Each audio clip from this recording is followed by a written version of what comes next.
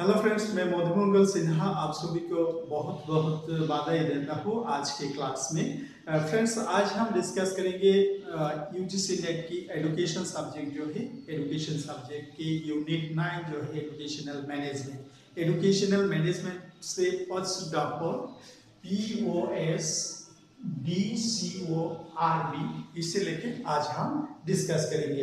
Friends, मैं बहुत ही कोशिश करूंगा इस टॉपिक को अच्छा से अच्छा तरीके से समझाने के लिए, ताकि अगर आपके एग्जाम में इस टॉपिक से कोई क्वेश्चन बने तो आप जरूर इसे सही आंसर करके आना, इसलिए मैं कोशिश करता हूँ। तो फ्रेंड्स, आप भी मेरे साथ कोशिश कीजिए।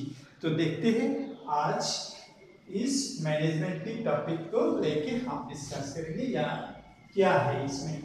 पोस्ट डॉक जो है ये लोथार गुले उनके साथ लाइनल उर्की ने 1937 में उनकी एक बिजनेस कमिटी में इसे पहले पेश किया है।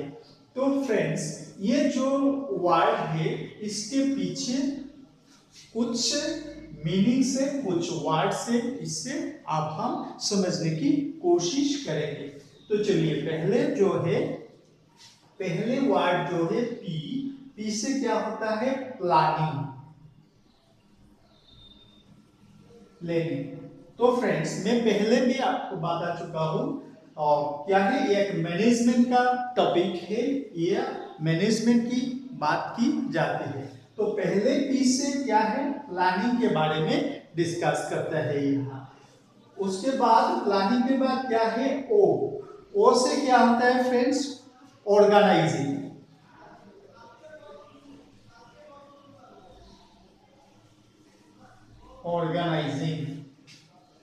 ऑर्गेनाइजिंग के बाद ओ जो है, एस जो है, ये है स्टाफिंग।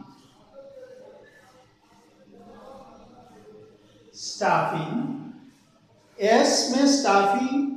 डी जो है, डी से डायरेक्टिंग।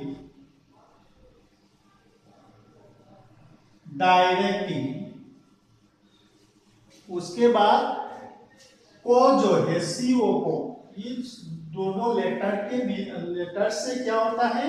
कोऑर्डिनेटिंग।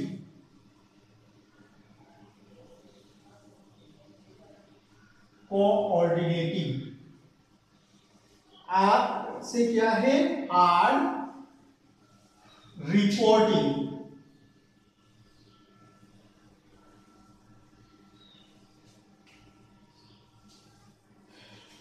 बी से क्या है? बजटिंग।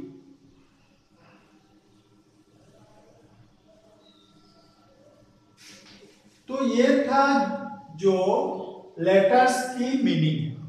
फ्रेंड्स, और एक बार देखते हैं, समझने की कोशिश करते हैं। पी से क्या फ्रेंड्स? प्लानिंग। ओ से क्या होता है? ऑर्गेनाइजिंग। किसी भी मैनेजमेंट की, हम यहाँ एजुकेशन की बात कर रहे हैं, लेकिन किसी भी मैनेजमेंट में ये सब चीजें होती है, लेकिन हम अभी एजुकेशन की कॉन्सेप्ट यहाँ डेवलप करने की कोशिश करेंगे। क्या है फ्रेंड्स? पी से प्लानिंग की बात किया जाता है, दूसरे ओ से ऑर्गेनाइजिंग की बात की जाती है, एस जो है स्टाफिंग के बारे में बात करते हैं, सीओ ये दोनों मिलके एक है क्या? कोऑर्डिनेटिंग। सी से कोऑर्डिनेटिंग, आर से क्या है? रिपोर्टिंग। उसके बाद बी जो है ये बजटिंग। किसी भी मैनेजमेंट को बहुत सही तरीका से लेने के लिए इस प्रोसेस को फॉलो की जाती है। हमारी एजुकेशन जो सब्जेक्ट है, इसमें भी मैनेजमेंट के लिए इस तरीके से इस स्टेप्स को काफी सारा स्टेज यूज की जाती है। अब हम डिस्कस करेंगे डिटेल में। ये जो वर्ड से पोस्ट डॉक, इससे गोलिक की जो नोट्स है, इसकी नाम, एक स्पेशल नाम है notes on the theory of organisation. क्या है friends? Notes on the theory of organisation. Friends, यहां तक हम लोग जो डिस्कस किया है, यहां में एग्जाम की पॉइंट ऑफ व्यू से क्या क्या पॉइंट इंपॉर्टेंस है फिर एक बार याद करने की कोशिश करते हैं। पहला जो है, इस जो वर्ड है यहां कुछ कैपिटल लेटर्स है, इन लेटर्स का स्पेसिफिक जो मीनिंग है इसे हम क्या करना है, समझने की कोशिश करेंगे या इस वर्ड्स को याद रखेंगे। दूसरी बात जो है, इस पोस्ट डॉक्यूमेंट में इसे कौन एडवोकेसी किया है। पहला है लूथर गोलिक। लूथर गोलिक के नाम ही बहुत इंपॉर्टेंट है, इसके बारे में पूछा जाता है, कभी कभी सिर्फ इनकी नाम ही रहता है, लूथर गोलिक। दूसरे जो थे उनके साथ लोइंडल उडी। कब ये क्या है, 1935 में ये एक बिजनेस रिपोर्ट के अंदर आ गया था, लेकिन इस वर्ड को 1935 में पहले यूज किया गया था। तो आप समझने की कोशिश करेंगे फ्रेंड्स, ये जो पोस्ट डॉक्टर है इसे कहाँ पब्लिश किया गया था, पहले किस नोट पे पहले पब्लिश किया गया था। ये है जो पेपर है, इसका नाम notes on the theory of organisation. ध्यान रखिएगा फिर, notes on the theory of organisation. ये भी एग्जाम में पूछ सकता है, जो पोस्ट डॉक्यूमेंट पहले कहाँ पब्लिश हुए थे। तो आंसर क्या होगा, notes on the theory of organisation. तो फ्रेंड्स, यहाँ तक आई होप समझ में आ गया होगा। तो अब हम डिस्कस करेंगे एक एक पॉइंट को लेके। आप जो पॉइंट्स है इसमें टोटल फ्रेंड्स कितना पॉइंट्स है फ्रेंड, देखिए 1 2 3 4 5 6 7, टोटल 7 पॉइंट है फ्रेंड्स यहाँ। तो आप ये 7 पॉइंट को 7 पॉइंट्स को हम समझने की कोशिश करेंगे। तो फ्रेंड्स देखिए, पहला जो चीज है प्लानिंग। अब हम प्लानिंग के बारे में डिस्कस करेंगे। तो प्लानिंग जो है, प्लानिंग जब होता है तब कुछ रूल्स फॉलो करके हम प्लानिंग करते हैं। तो प्लानिंग के समय में हमारे पास क्या होता है, प्लानिंग के टाइम में हमारे पास कुछ ऑप्शंस होते हैं। प्लानिंग के टाइम पे कुछ ऑप्शंस होते हैं। क्या क्या ऑप्शंस है, पहला है making choice. Making choice, planning के समय पे हम कुछ चॉइस को सिलेक्ट करते हैं। जैसे हमारी एजुकेशन सिस्टम में पास फेल जो प्रोविजन है वो होगा इन या नहीं होगा, ये चॉइस है। सेपरेट थिंग से इसमें से हम चॉइस करेंगे। या सपोज मान लीजिए हमारी एजुकेशन जो है ये टीचर सेंटर्ड होगा या लर्नर सेंटर्ड होगा, तो हम इससे चॉइस करना है। तो ये है चॉइस की बात। इसमें कुछ ऑप्शंस हो सकता है, कुछ अलग अलग प्रोविजंस हो सकता है। इससे हम हमारे लिए जो इम्पोर्टेंस है हम उसे चॉइस करेंगे। ये है चॉइस की बात। नंबर 2 में जो आते हैं कमिटी रिसोर्सेस।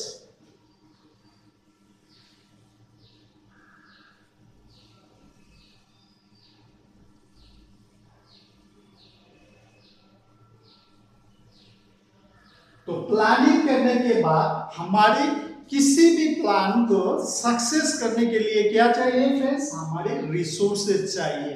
तो रिसोर्स कहां से हम कलेक्शन करेंगे, रिसोर्स के सोर्सेस क्या होंगे, इसके बारे में भी हमारी प्लान में कुछ इंफॉर्मेशन होना चाहिए। तो यहाँ क्या है, कम्युनिटी रिसोर्सेज होगा। थर्ड में जो होगा टाइम होराइजन।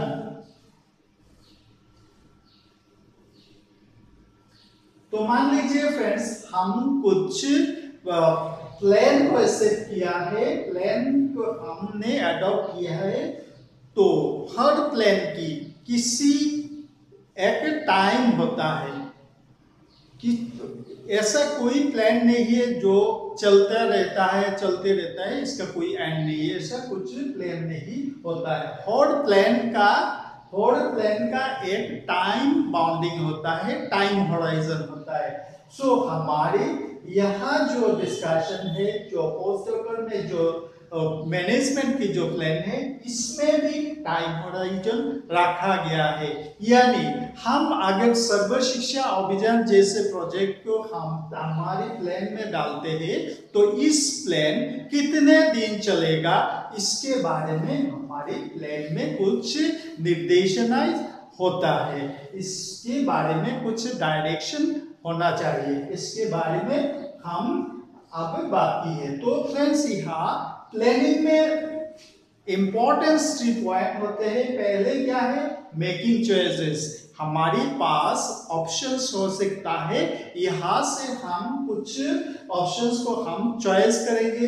दूसरी जो बात है, कमिटिंग रिसोर्सेस। हमारी प्लान को सक्सेस करने के लिए कहाँ से फाइनेंशियल रिसोर्स पाएंगे, हम ह्यूमन रिसोर्स कहाँ से लाएंगे, जो रिसोर्सेस है ये कहाँ से हम मैनेज करेंगे, कैसे करेंगे, इसके बारे में भी कुछ डिस्कशन होगा। उसके बाद नंबर 3 में क्या होगा, टाइम होराइजन, कि कितना समय बीतेगा हमारी एक प्रोजेक्ट को लेके। प्रोजेक्ट को सक्सेस करने के लिए हम क्या क्या समय को फाइनलाइज करेंगे, क्या टाइम लेंगे, इसके बारे में इसमें डिस्कस की जाना चाहिए प्लानिंग में। तो फ्रेंड्स, आई होप इस पॉइंट को आपकी समझ में आया होगा। अब हम डिस्कस करेंगे नंबर 2 जो पॉइंट है, जिससे और से क्या होता है, ऑर्गेनाइजिंग। ऑर्गेनाइजिंग के बारे में अब हम डिस्कस करेंगे। क्या है ऑर्गेनाइजिंग? ऑर्गेनाइजिंग के बारे में अब हम डिस्कस करेंगे।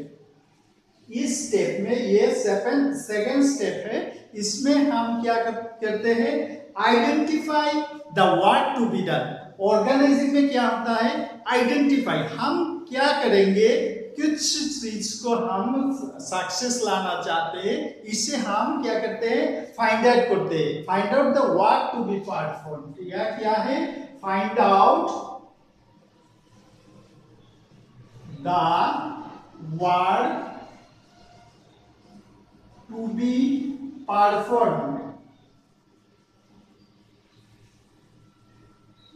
जो वर्क हम परफॉर्म करेंगे उसे ढूंढ के लाना, उसे हमारे प्लान में क्या करना, उसे फाइंड आउट करना।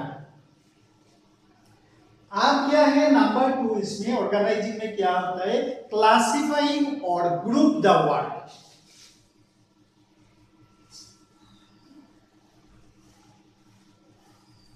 और ग्रुप द वर्क,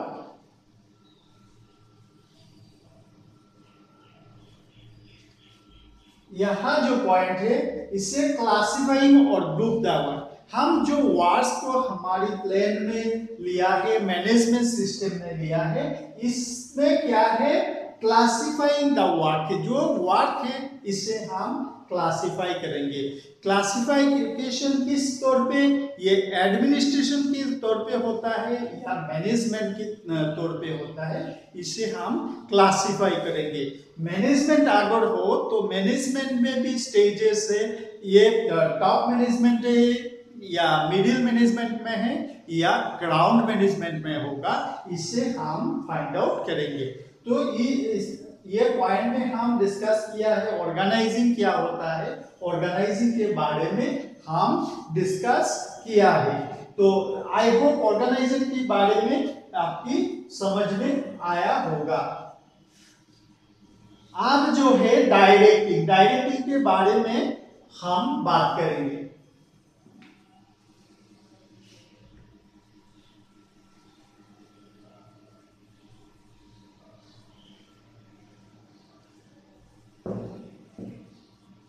डायरेक्टिंग में क्या है फ्रेंड्स, अभी जो मैं बात बताया वही है डायरेक्टिंग। डायरेक्टिंग जो है इसमें 3 स्टेजेस होते हैं। टॉप डायरेक्टिंग,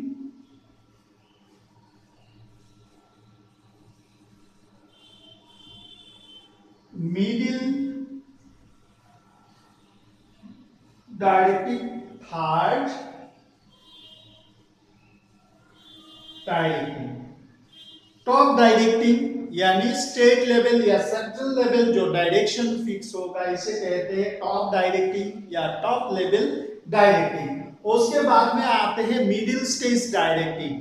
अगर मान लीजिए सेंट्रल एजुकेशन के बारे में कुछ बातचीत हो रहा है, कुछ प्लान्स हो रहा है, या मान लीजिए समग्र शिक्षा या सर्व शिक्षा के प्लान के बारे में बातचीत हो रहा है, तो मान लीजिएगा सेंट्रल गवर्नमेंट में MHRD ने जो डिसीजन लिया है वो होगा क्या, जो डायरेक्शन लिया है वो होगा क्या, टॉप लेवल डायरेक्शन। सेकंड में स्टेट्स अपने आप ने जो डिसीजंस लेगा, जैसे इंप्लीमेंट करने का प्लान लेगा, वो होगा स्टेट लेवल डायरेक्टिंग या मिडिल लेवल डायरेक्टिंग। आप जो डिस्ट्रिक्ट में आके वो काम करेगा, डिस्ट्रिक्ट लेवल DEO लेवल पे, वो होगा ग्राउंड लेवल डायरेक्टिंग। तो फ्रेंड्स आई होप आपको समझ में आया होगा डायरेक्टिंग 3 स्टेज का होता है, टॉप लेवल या central level directing, state level directing and district level directing. ये डायरेक्टिंग के बारे में बात हुआ। आप जो है लास्ट हम देखते हैं CO से क्या होता है फ्रेंड्स, देखिए इसमें कोऑर्डिनेटिंग, CO से हम क्या पाते हैं, CO से कोऑर्डिनेटिंग। तो आप कोऑर्डिनेटिंग के बारे में बात करेंगे फ्रेंड्स। देखिए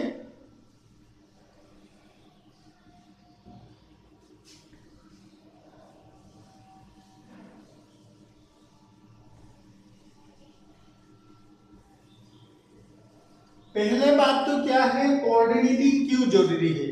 किसी भी प्लान को, किसी भी मैनेजमेंट को सक्सेस करने के लिए उनका जो मशीनरी से उनके अंदर कोऑर्डिनेटिंग होना जरूरी है। कोऑर्डिनेटिंग के बिना इनका सक्सेस होना बहुत ही टफ हो जाता है। सो कोऑर्डिनेटिंग बहुत ही जरूरी है। कोऑर्डिनेटिंग कैसे होता है, coordinating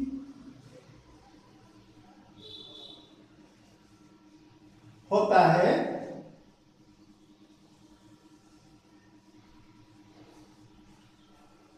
horizontal and vertical. Number 2 जो है ये इंटरनल एंड एक्सटर्नल। फ्रेंड्स इस दोनों पॉइंट को याद रखिएगा फ्रेंड्स। या क्या है, कोऑर्डिनेटिंग हॉरिजॉन्टल वर्टिकल।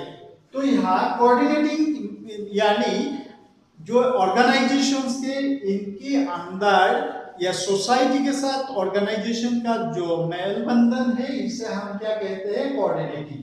तो हॉरिजॉन्टल जो कोऑर्डिनेटिंग है ये क्या है, सबसे ज्यादा से ज्यादा ऑर्गेनाइजेशंस को अपने साथ जुड़ते हुए जो कोऑर्डिनेशन प्रोसेस है, इसे हम कहते हैं हॉरिजॉन्टल कोऑर्डिनेशन।